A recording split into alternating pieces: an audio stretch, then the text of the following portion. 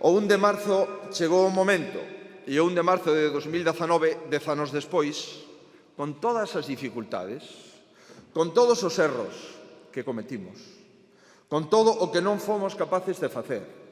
con todo o que non fomos capaces de explicar, con todos os sinsabores que cada un dos que estamos aquí e outros moitos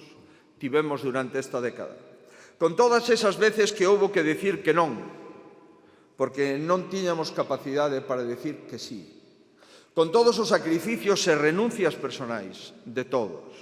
dos que están nos seus fogares e dos que estamos en política. Con todo iso, eu digo que a Galicia lle mereceu a pena. E o voto ao Partido Popular de Galicia é útil para Galicia.